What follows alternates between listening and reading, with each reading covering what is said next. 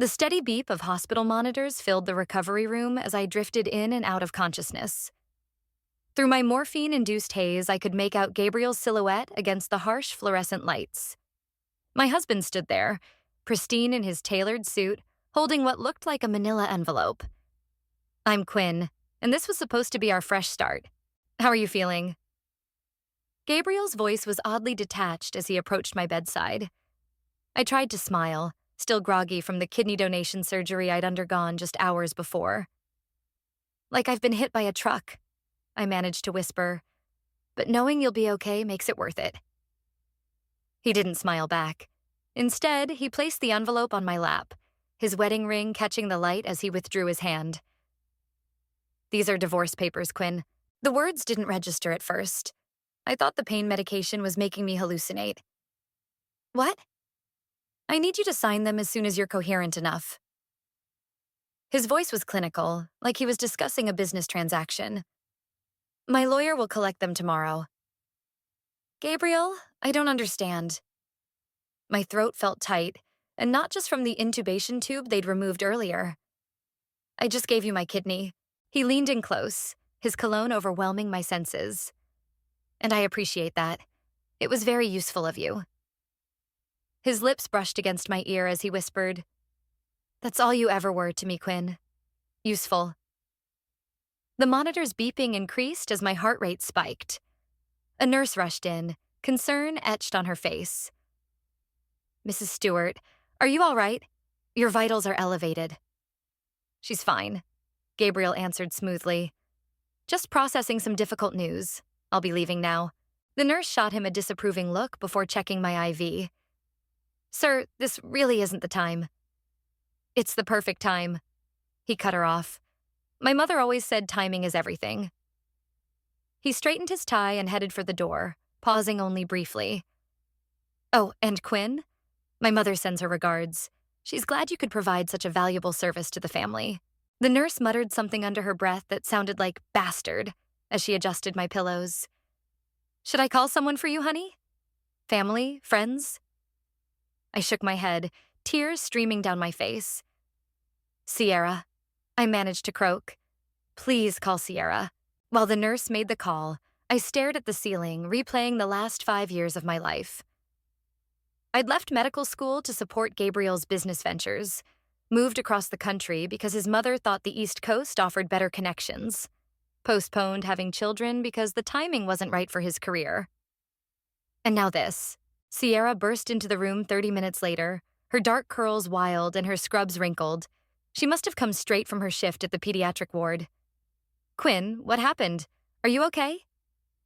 I wordlessly handed her the envelope. Her eyes widened as she scanned the documents, her expression morphing from shock to rage. "That absolute piece of—" She caught herself, glancing at the nurse. "I'm going to kill him. I'm actually going to kill him." "Don't," I whispered. "He's got my kidney now. Would be a waste." Sierra's laugh was hollow. "How can you joke about this?" "Because if I don't laugh, I'll break apart." My voice cracked. "I gave him everything, Sierra. My career, my dreams, my organ, and he just used you," Sierra finished, gripping my hand. "Like the manipulative snake he is." The nurse returned with water and pain medication. "Try to rest," she advised, her kind eyes full of sympathy. "Your body needs to heal." But as I lay there, listening to Sierra make angry phone calls in the hallway, I knew rest wouldn't come. My mind was already racing, calculating, planning. Gabriel thought I was just useful? His mother saw me as nothing but a service provider? Fine. I grabbed my phone from the bedside table, ignoring the shooting pain in my side. With trembling fingers, I opened my banking app. Gabriel had always insisted I maintain my own accounts. His one decent act, it seemed. There wasn't much, but it was enough to start over. Sierra returned, still fuming. I called Mason. He's a friend from law school who specializes in family law. He's coming first thing tomorrow morning. I nodded, my jaw set. Good, because I'm not just signing those papers. I'm going to make sure everyone knows exactly who Gabriel Stewart is. "Quinn?" Sierra's voice softened. What are you thinking? I met her gaze, steel entering my voice. I'm thinking it's time to be useful in my own way. All those women out there, being used and discarded by men like Gabriel, they need someone in their corner. The pain medication was starting to kick in, but my mind had never been clearer. Gabriel and his mother had taught me a valuable lesson about power and exploitation. Now it was time to teach them one about consequences. Sierra squeezed my hand. Whatever you're planning, I'm in. I closed my eyes, feeling the familiar pull of morphine-induced sleep. But before I drifted off, I made myself a promise. I would never be anyone's useful thing ever again. 3 months after the surgery, I stood in front of the mirror, tracing the scar on my side. The physical wound was healing nicely, but the emotional one still felt raw. My phone buzzed with another message from Gabriel's lawyer. Something about finalizing asset division. I ignored it. Quinn! Sierra's voice echoed through my small apartment. Get dressed. We're going to be late for the support group. I hadn't wanted to go at first. Sierra had practically dragged me to the women's center where she volunteered, insisting it would help. Now, 3 weeks in, I couldn't imagine not going. Coming. I pulled on a comfortable sweater and grabbed my notes. I'd started documenting stories, not just mine, but others too. Each tale of betrayal and survival felt like another piece of a puzzle I was slowly assembling. The community center was packed when we arrived. Women of all ages filled the plastic chairs arranged in a circle. Some faces I recognized, others were new. Amanda, our group facilitator, waved us over. Quinn, would you like to share today? She asked as we settled in. I nodded, my hands surprisingly steady. Hi, I'm Quinn. Some of you know my story. I paused, looking around the room. But today I want to talk about what comes next. A woman across the circle, Kate, I remembered, leaned forward. What do you mean? I've been listening to all of your stories, about manipulative partners, about losing yourselves, about starting over. And I keep thinking, what if we could do more than just talk? The room grew quiet. Amanda tilted her head, interested. Go on. I was in medical school before I gave it up for my ex-husband. Many of you had careers, dreams, plans. What if we created a network? Something to help women reclaim what they lost. Like what? Someone asked. Legal advice, career counseling, medical support. I pulled out my notebook. I've been making lists, resources, contacts. Sierra's been helping me research grant opportunities. Sierra grinned from her seat. Quinn's been obsessed. You should see her apartment. It's like a command center for women's empowerment. Nervous laughter rippled through the group, but I could see the interest in their eyes. I have some savings, I continued. It's not much, but it's enough to start something. A foundation, maybe. You're serious about this? Kate asked. Dead serious. I met her gaze. Because every time I hear another story like mine, I realize how many women need more than just sympathy. They need practical support, real solutions. After the meeting, Amanda pulled me aside. Quinn, that was impressive, but starting a foundation isn't easy. You'll need help. I know. I handed her a business card I'd had printed. It was simple, just my name and Women's Advocacy Network below it. That's why I'm hoping you'll consider joining me. She studied the card, then smiled. Let me make some calls. Later that evening, Sierra and I sat in my living room, surrounded by takeout containers and laptop screens. Look at this, she said, turning her computer toward me. Gabriel's company is in the news again. The headline made my heart skip. Stewart Industries under investigation for financial irregularities. Don't, Sierra warned, seeing my expression. Don't let him distract you. I'm not. I closed the laptop. But it's satisfying. Karma's a bitch, Sierra agreed, then grew serious. Speaking of bitches, his mother's been asking about you at the hospital. I stiffened. What does Deborah want? To check on your recovery, Sierra made air quotes. I told her to go through your lawyer. My phone rang, Mason's number. Speaking of lawyers, I answered on speaker. Quinn, good news. Mason's voice crackled through. I found someone perfect for your foundation's legal team. She specialized in domestic abuse cases before retiring, wants to mentor young lawyers. That's amazing. I grabbed my notebook. When can we meet? Tomorrow at 10? My office? After hanging up, I noticed Sierra watching me with a strange expression. What? Nothing. She smiled. It's just, you're different. Good different. I feel different. I walked to the window, looking out at the city lights. For the first time since the divorce, I'm excited about something. This morning, I got an email from a woman who read about my story in the support group newsletter. She's a surgeon who left practice to support her husband's political career. Now she's divorced and wants to return to medicine. And you're going to help her? We're going to help her, I corrected. All of us. That's the point. Creating a network strong enough that no woman has to face this alone. Sierra raised her wine glass. To being useful on our own terms. I clinked my glass against hers, then checked my watch. We should sleep. Big day tomorrow. But as Sierra left and I prepared for bed, my phone lit up with a text from an unknown number. You think you're so clever, starting this little project? Remember who you're dealing with. D. I blocked the number without hesitating. Deborah's threats meant nothing anymore. She'd already taken everything she could from me. Now it was my turn to build something she couldn't touch. We need more space, Kate announced, dodging a stack of files as he maneuvered through our crowded office. And maybe some actual furniture that doesn't come from yard sales.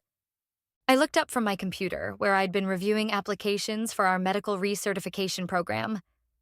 In just 8 months, the Women's Advocacy Network had outgrown 2 offices. This third space, a converted warehouse loft, was already bursting at the seams. Careful what you wish for, I said, pointing to my screen. The Thompson Foundation just approved our grant proposal. We're getting funded. Cade nearly dropped his coffee. The Thompson Foundation? As in the multi-million-dollar Thompson Foundation? The very same. I couldn't keep the grin off my face. They want to fund our medical professional reinstatement program for the next 3 years. He collapsed into the chair across from my desk. Quinn, do you realize what this means? It means we can help more women get back into medicine. I pulled up another email. And there's more. Remember that surgeon I told you about? She just passed her recertification exam. She's our first success story. First of many, Cade corrected, then hesitated. Have you seen the news today? My stomach tightened. About Gabriel. His company's stocks are in free fall. The SEC investigation isn't looking good. Before I could respond, Sierra burst through the door, waving her phone. Turn on the news, now. Cade grabbed the remote for our small office TV. The screen flickered to life, showing Gabriel standing outside his corporate headquarters. He looked thinner than I remembered, his usual confidence replaced by barely concealed panic. The allegations are completely unfounded, he was saying to a crowd of reporters. Stewart Industries maintains the highest ethical standards. Is it true you diverted pension funds for personal use? A reporter shouted. No comment at this time, Gabriel snapped, pushing through the crowd toward his car. Mr. Stewart, what about the claims that you falsified medical records to expedite your organ transplant? I felt the blood drain from my face. Sierra was at my side instantly, her hand on my shoulder. Turn it off, I whispered. Cade complied. Quinn? Sierra started. Don't. I stood up, straightening papers that didn't need straightening. We have work to do.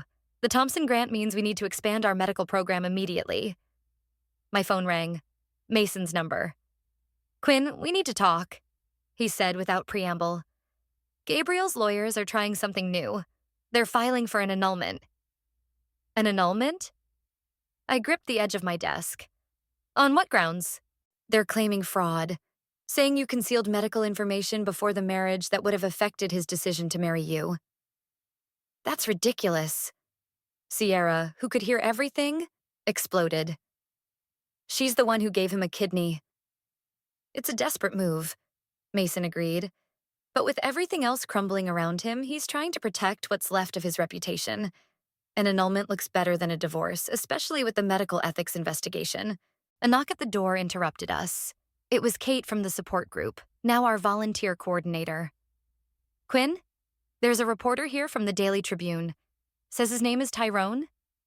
I took a deep breath. Mason, I'll call you back. Send me everything you have on this annulment nonsense. Tyrone was younger than I expected, with sharp eyes and a notebook already open. Ms. Quinn, I'm doing a story on Gabriel Stewart's downfall, and your name kept coming up in my research. No comment, I said automatically. He smiled. Actually, I'm more interested in this.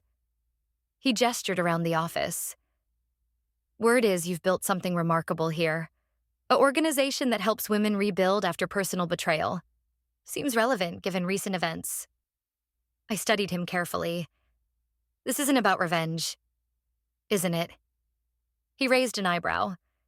Your ex-husband's empire is crumbling while you're helping women reclaim their power. That's quite a story. The real story, Kate interrupted, stepping forward, is that we've helped 37 women return to their medical careers in the past 8 months. Another 50 are in our professional reinstatement program. That's what matters. Tyrone scribbled in his notebook. And the Thompson Foundation grant? That must be quite a validation. How did you... I started. I do my research. He smiled again. Look, this story is happening with or without your input. Wouldn't you rather control the narrative? I glanced at Sierra, who nodded slightly. Fine, but we talk about the foundation, about the women we help, not about Gabriel. Deal. He pulled out a recorder. Though you should know, the medical ethics investigation? It's worse than their reporting. Much worse. My phone buzzed with another text, this time from Amanda. Emergency at the center. One of our women needs immediate legal help. Her ex is trying to force her out of medical residency. I showed the message to Cade, who was already reaching for his coat. Rain check, Mr. Reporter, I said to Tyrone. We have actual work to do. As we headed out, I couldn't help but think about Gabriel's face on the news. He looked scared. Good. He should be. He did what? I stared at Mason across his polished desk, the morning sunlight streaming through his office windows, doing nothing to soften the blow of his words. Gabriel's legal team is claiming you had a pre-existing kidney condition that you concealed before marriage. Mason pushed a stack of papers toward me. They've somehow produced medical records suggesting you knew you had only one functioning kidney all along. That's impossible. I grabbed the documents, scanning them frantically. These records are fake. I had both kidneys tested before the donation. There are hospital records. Which is exactly why this is going to blow up in their faces, Mason said, leaning back in his chair. But that's not all. Tyrone sent me something interesting this morning. He turned his computer screen toward me. The email contained dozens of documents. Financial records, medical reports, and internal memos from Stewart Industries. How did he get these? I asked. Whistleblower, Mason replied. Someone inside the company couldn't stomach it anymore. Gabriel didn't just fast-track his transplant, he manipulated the entire donor list, used corporate funds to bribe hospital administrators. My phone buzzed. Sierra had sent a link to a breaking news story. Stewart Industries CEO under investigation for medical ethics violations. Quinn? Mason's voice was gentle.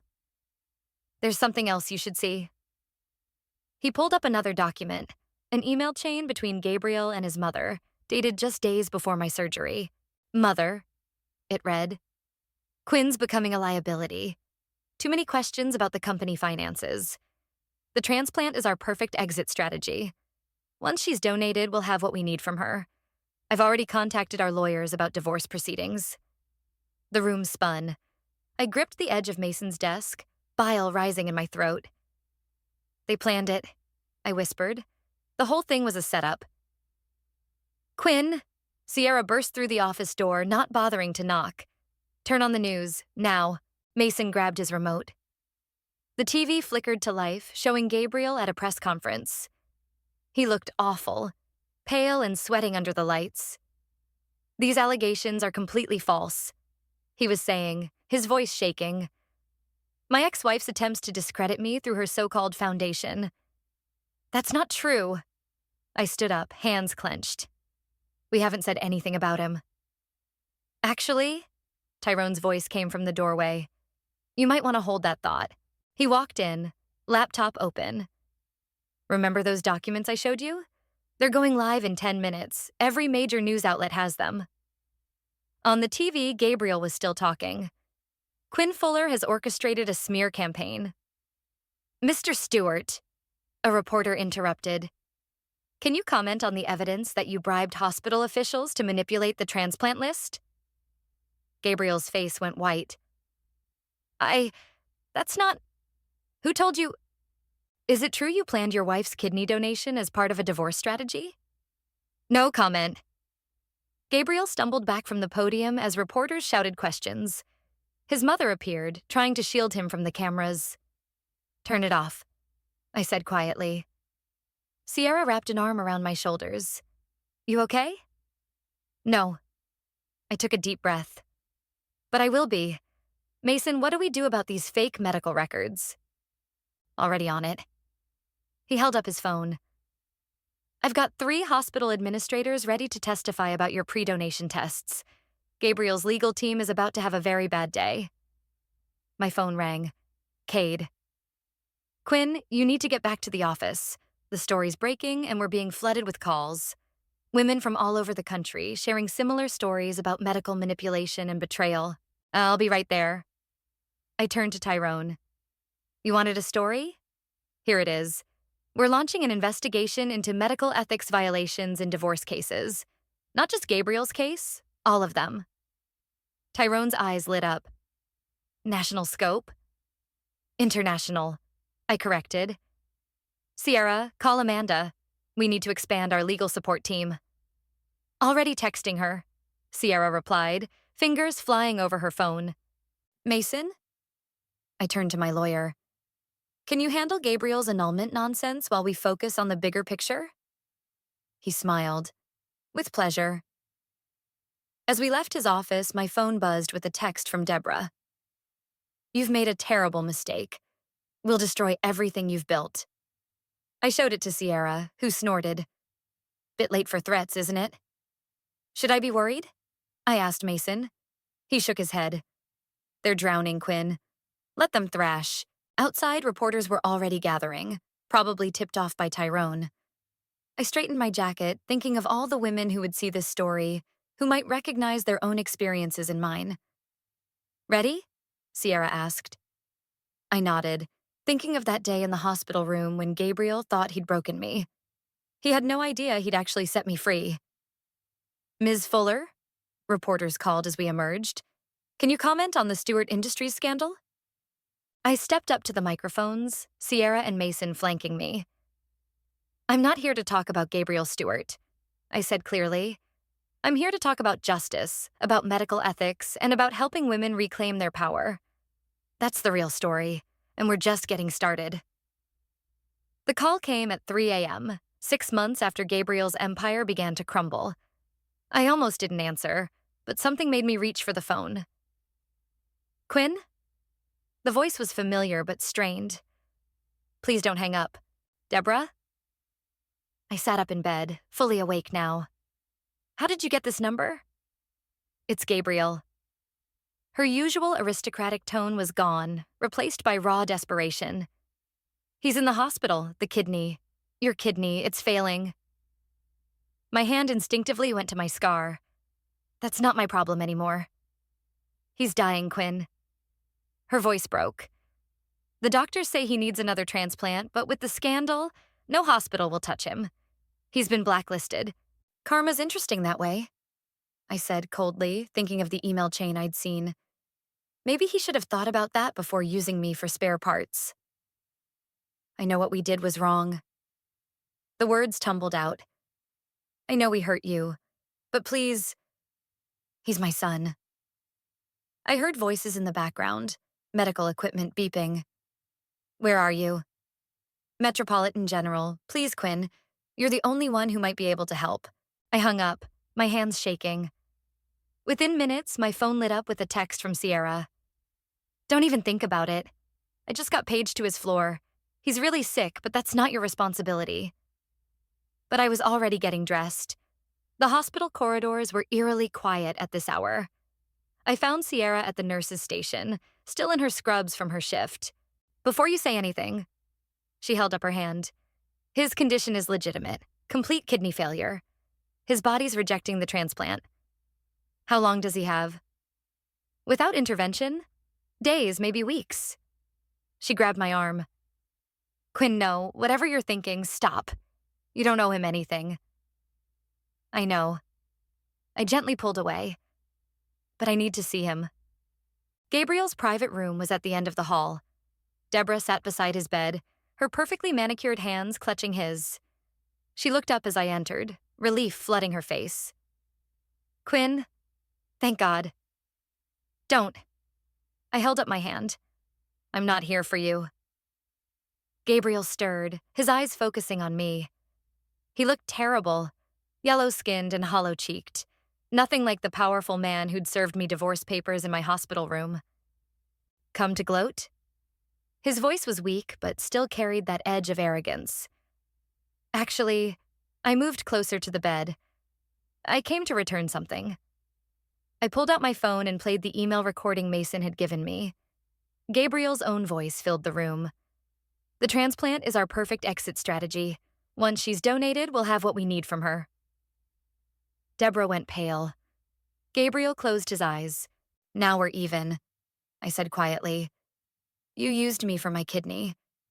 I used you to build something that helps women like me. The difference is, I'm still standing. Quinn.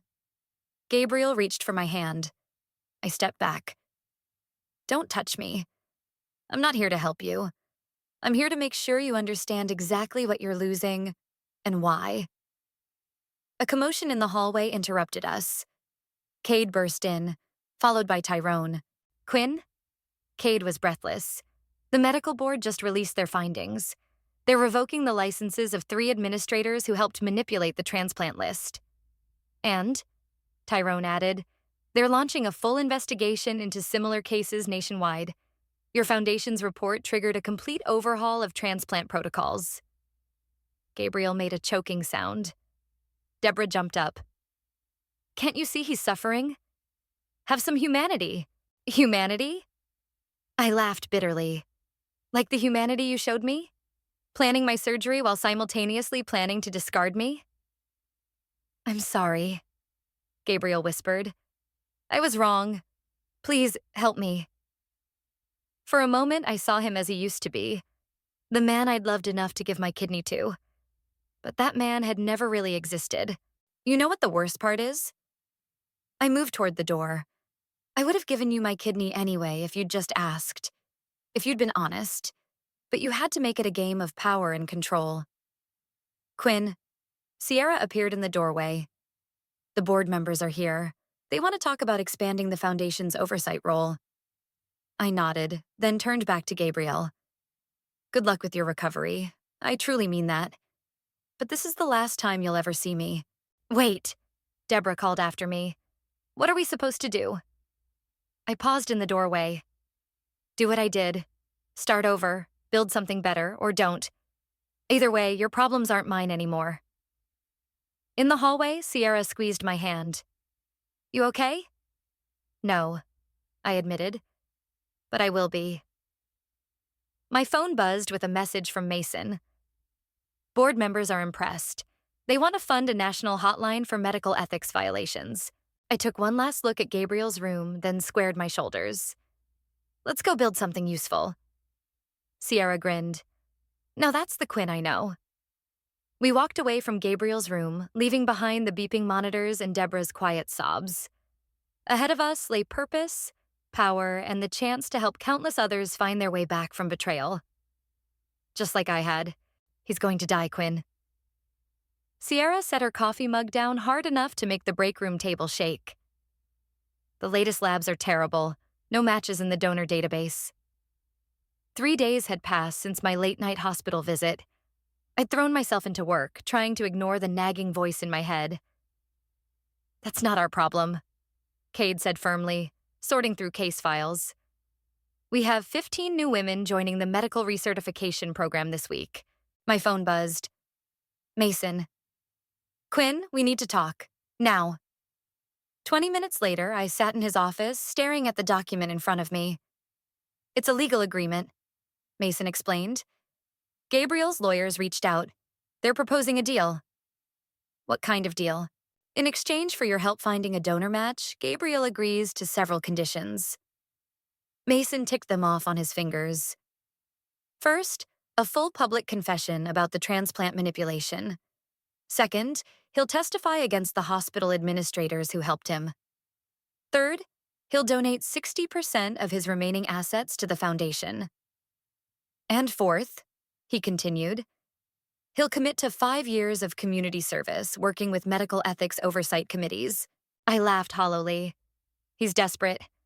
He's dying, Mason said quietly. But this could be huge for the foundation. His testimony could help hundreds of other cases.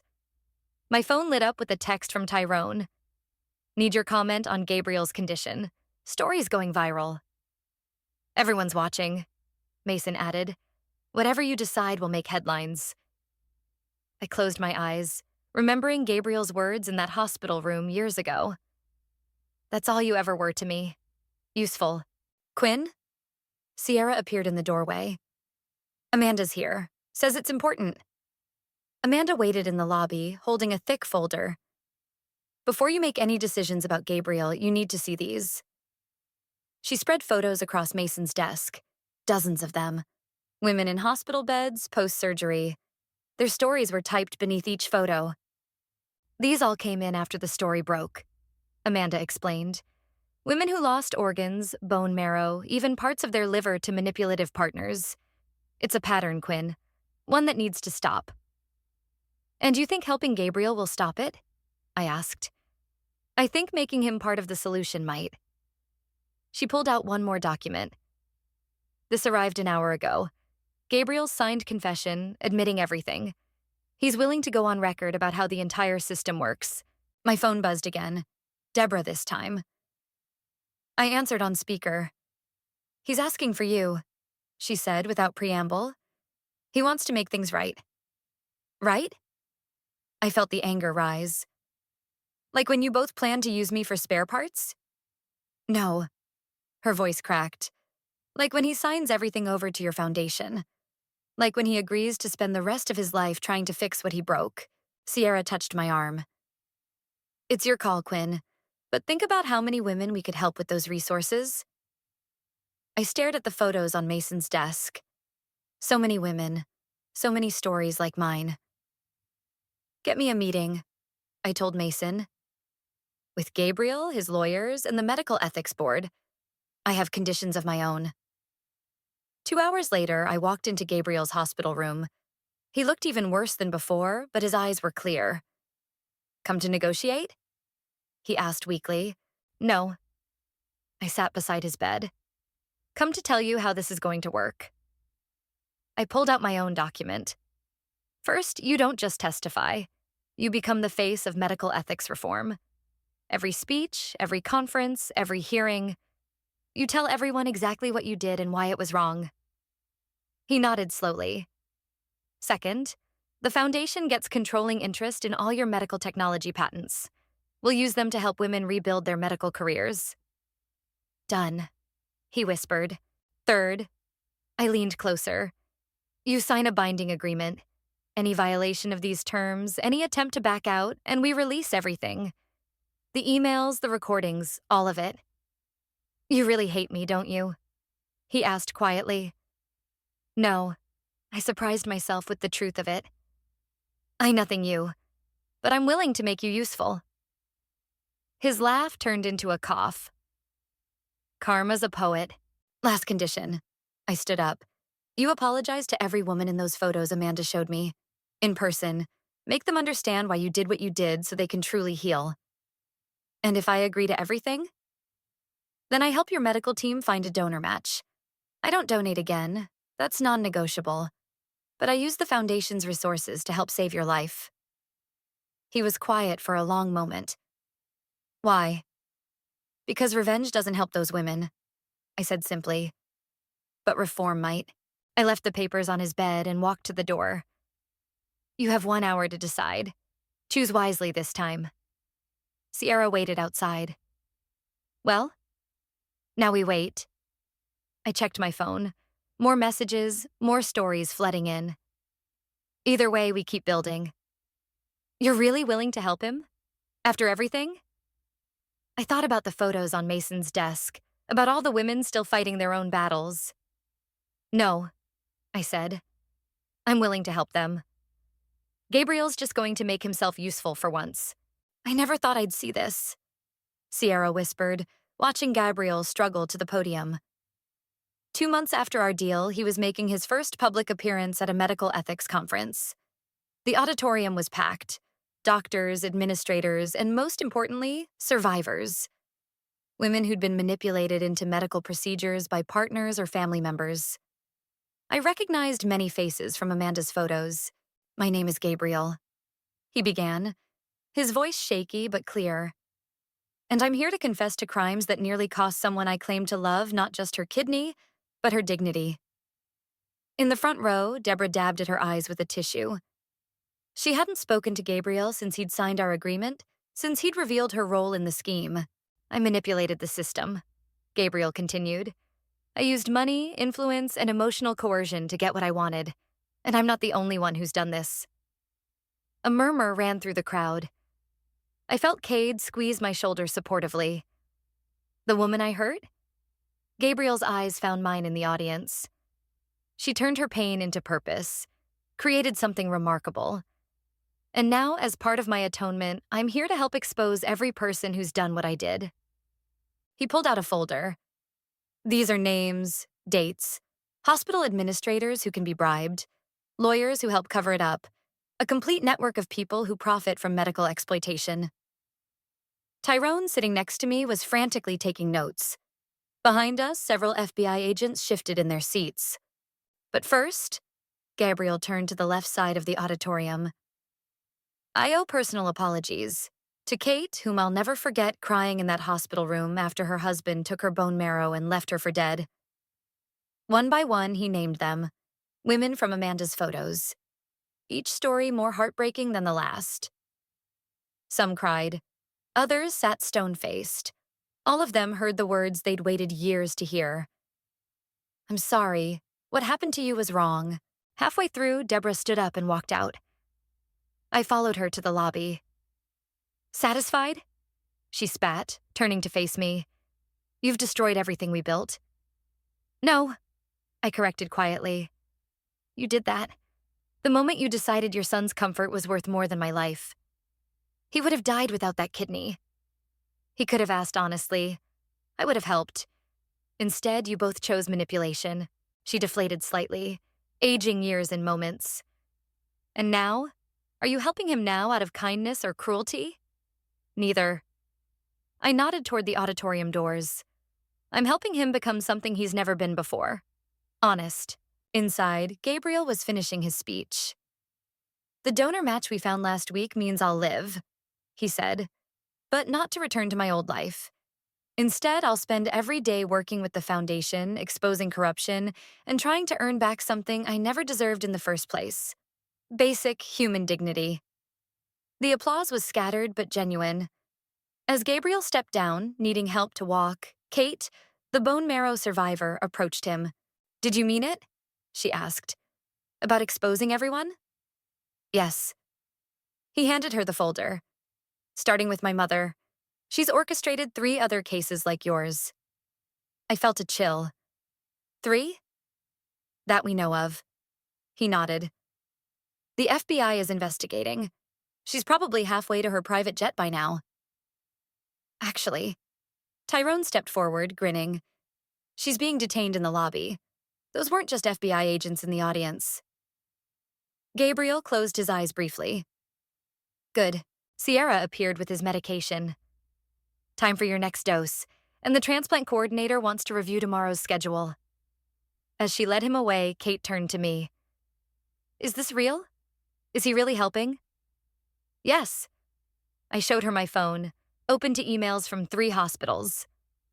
His testimony has already triggered internal investigations. More whistleblowers are coming forward. But why? She persisted. Why help him live? I watched Gabriel shuffling down the hallway, a shadow of his former self. Because death would have been too easy. This way, he spends every day facing what he did, every day working to fix it. Like community service, but with actual purpose, Kate added. My phone buzzed. Mason. Deborah's being processed downtown. They found evidence of 2 more cases in her files. Women from prominent families pressured into donations to merge medical compatibilities for arranged marriages. Send everything to Amanda, I replied. We'll need to expand the legal team. Kate touched my arm. Thank you. Not for forgiving him, but for making him useful. I smiled at her choice of words. That's what we do now. We take broken things and make them serve a purpose. Outside the conference center, reporters were gathering. Tyrone's story had already hit the wire services. Gabriel's confession would be nationwide by morning. Ready? Sierra asked, returning from the medical wing. I looked at the women leaving the auditorium, heads held higher than when they'd entered. At Gabriel, taking his medicine, preparing to face more questions, more confessions. Ready? I confirmed. We've got work to do. Behind us, the Foundation's new banner hung proud, turning pain into power. It wasn't about revenge anymore. It was about reform, about change, about making sure every betrayal served a greater purpose, just like mine had. The Medical Ethics Board unanimously approves the new transplant protocols, Mason announced, striding into my office. Every hospital in the network will implement them immediately. I looked up from the stack of applications on my desk, women seeking help through our medical recertification program. Gabriel's testimony made the difference? His and Deborah's, Mason confirmed. Turns out prison makes people chatty. She's named every administrator who ever took a bribe. Sierra appeared in the doorway, excitement radiating from her. Quinn, turn on the news. Now. The television flickered to life just as Gabriel stepped up to a podium outside the state capitol. He looked better than he had at the conference. The new kidney was taking well. Today marks a new chapter in medical ethics reform, he began. Thanks to the Women's Advocacy Network, we've exposed decades of systematic abuse in the transplant system. But exposure isn't enough. We need change. The camera panned to show dozens of women standing behind him. Survivors we'd helped, doctors we'd restored to practice, advocates we'd trained. Which is why I'm announcing the conversion of Stewart Industries' Medical Technology Division into a nonprofit research foundation.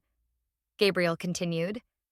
Under the oversight of the network, we'll develop new protocols to prevent medical coercion and abuse. My phone buzzed. Tyrone, check your email. You're going to want to see this. I opened his message to find a confidential court document. Deborah had signed a full confession, detailing 20 years of medical manipulation schemes. She's going away for a long time, Mason said, reading over my shoulder. And her society friends are scrambling to distance themselves. A knock at my door interrupted us. Kate stood there with Amanda, both grinning. We just got approved for the national expansion, Kate announced. 10 new offices opening next month. 20, Amanda corrected, holding up her tablet. The Thompson Foundation doubled their funding after seeing the impact numbers. I glanced at the wall of photos behind my desk. Hundreds of women who'd reclaimed their lives, their careers, their power.